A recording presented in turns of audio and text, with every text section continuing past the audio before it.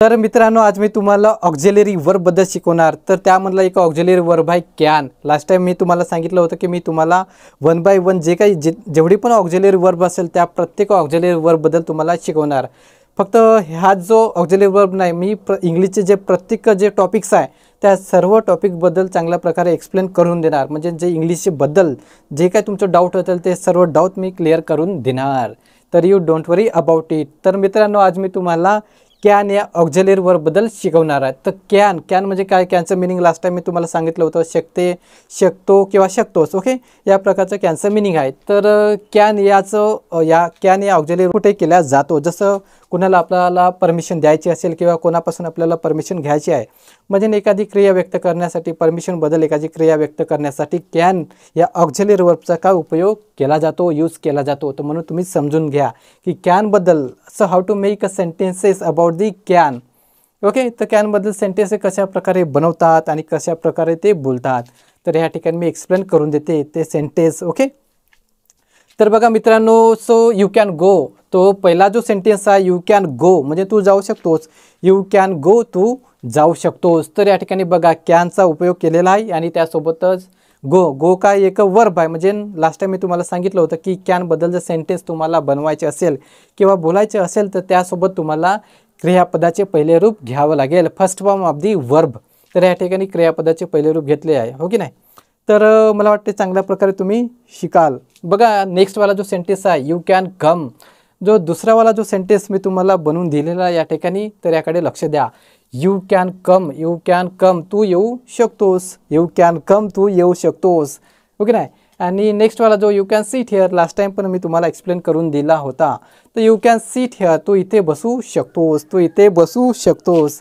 इथे नाही, फक्त ते सेंटेन्समध्ये बसायचं. ओके, त्यानंतर जे काय रियालिटीमध्ये आपण बोलू, प्रॅक्टिस करू, त्या ठिकाणी पण असंच यूज तुम्ही करायचं. म्हणजे यू कॅन सीट हिअर तुम्ही तुमच्या मित्राला म्हणू शकता किंवा मैत्रिणीला पण म्हणू शकता, हो की नाही? जे तर या ठिकाणी असे सेंटेन्स तुम्ही इथेच म्हणजे तुमचं जे डाऊट आहे थिअरॉटिकली तुमचं जे डाऊट आहे इंग्लिश ग्रामरबद्दल, थिअरॉटिकली आणि प्रॅक्टिकली ते दोन्ही पण इथेच क्लिअर होणार तुमचं. हेच थिअरॉटिकली तुमचा पार्ट आणि हाच तुमचा काय झाला प्रॅक्टिकली पोर्शन पण. तर यू कॅन सीट हिअर, तू इथे बसू शकतोस. आणि नेक्स्टवाला जो सेंटेन्स आहे आय कॅन स्पीक, मी बोलू शकतो. हो, मी बोलू शकतो, म्हणूनच तर तुम्हाला शिकवता, हो की नाही? तर मला वाटते की मी चांगल्या प्रकारे तुम्हाला शिकवू शकतो. तर यू कॅन स्पीक आणि आय कॅन स्पीक आणि आय कॅन टीच. जसं आय कॅन टीच या म्हणजे हा सेंटेन्स पण इथे बनवू शकतो मित्रांनो. आय कॅन टीच म्हणजे मी शिकू शकतोस आणि मी शिकू शकतो. तर त्यानंतर पुन्हा I can speak English, me English बोलू शकतो. तर मित्रांनो, तुम्ही इंग्लिश बोलू शकता का? यू कॅन स्पीक तुम्ही इंग्लिश बोलू शकता? नाही ना, तर यू डोंट वरी, मी तुम्हाला शिकवणार की इंग्लिशमध्ये कसं बोलायचं. तर याकडे पण लक्ष द्या. आय कॅन स्पीक इंग्लिश, फक्त या ठिकाणी जे मी तुम्हाला शिकवतो याकडे तुम्ही लक्ष द्या, मग प्रॅक्टिकली मी हवं ना शिकवायला. तर आय कॅन स्पीक इंग्लिश, मी इंग्रजी बोलू शकतो. आय कॅन सॉल्व दिस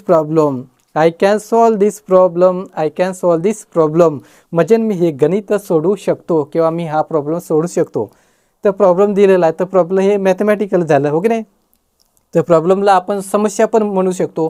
मी ही समस्या सोडवू शकतो किंवा मी हे गणित सोडवू शकतो. त्यानंतर नेक्स्टवाला आहे I can lift this box.